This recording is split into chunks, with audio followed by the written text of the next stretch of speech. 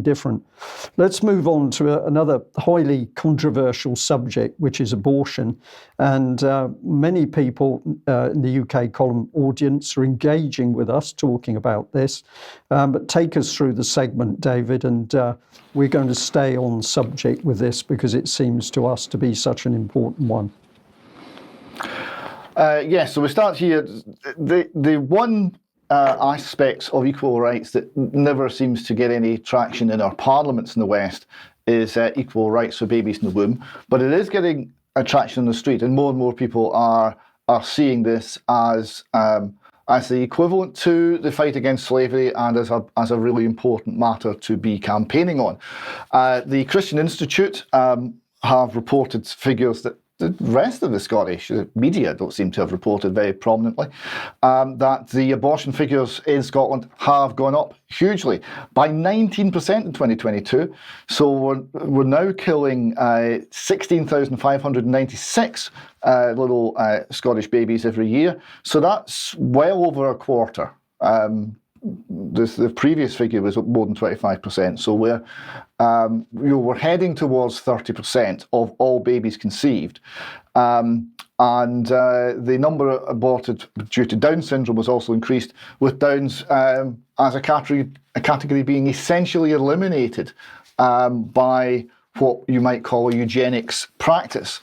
Also in the press this week, we've had the case of the woman who's been sent to jail for aborting her 34 to 36 week old baby by lying to obtain abortion pills. So here we see the Shropshire Star. The MP wants the law tightened after this jail sentence.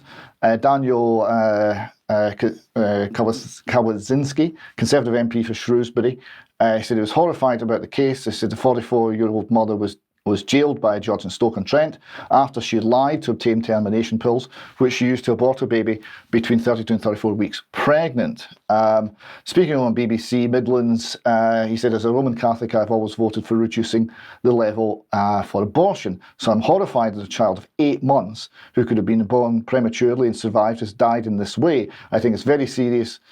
I think very serious questions need to be asked as to how these pills were sent through the post and to allow this sort of situation to occur. Indeed. Now there are many contradictions and inconsistencies with this in this subject area.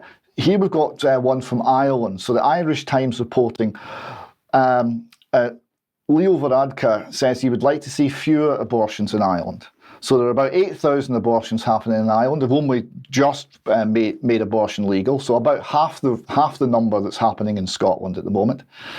But he said he was happy to have led a government that repealed the amendment that prevented abortion. So he's happy that he's passed a law to allow abortion, but he's not happy at the number of abortions, which are only going to go up. So where is the logic? Where is the reason in that man's thinking? He's appalled by what he's done, but he's happy that he did it. I don't understand how that is a position that he can support in his own head. And then we come to Scotland again. Safe access zones. A private member's bill has been given cross-party support, which means it's almost certain to go through, to form safe access zones around abortion clinics. So here we see Humza welcoming this innovation. BBC reported it. They said the buffer zone bill is almost certain to go through. It's aiming to create 150-metre safe access zone around facilities which carry out abortions and other health services. Here's the thing. I find this deeply offensive. You know, they're going to go and take these, mostly little Roman Catholic ladies, Scots and Irish Roman Catholic ladies who are standing quietly outside the abortion clinics, holding one or two signs, and they're going to lock them up, right? And here you see the people who put this bill through laughing and joking and giggling about the whole thing. Now, remember, we're we're killing almost 30% of our population via abortion. The figures are going up and up. We're killing 16,000 little Scots a year, and look at them grinning. I find it appalling. And also, the use of the term safe access zones for something that's only going to result in death seems to be mocking what they're doing. They're not just doing it, they're mocking the people they're killing. And the only similar thing I could think of was the phrase that work will make you free, that was above the concentration camp gates. This level of mockery is deeply disturbing. I know some people won't agree with me, but I find that quite an impossible position to be giggling and laughing about this subject. David, I think I would just come in there and say I believe that what's being proposed, what we're going to see proposed very, very shortly, is that the abortion can take place up until the time the baby is literally in the birth canal. So this is going yet another stage, and this, of course, is the way it always is.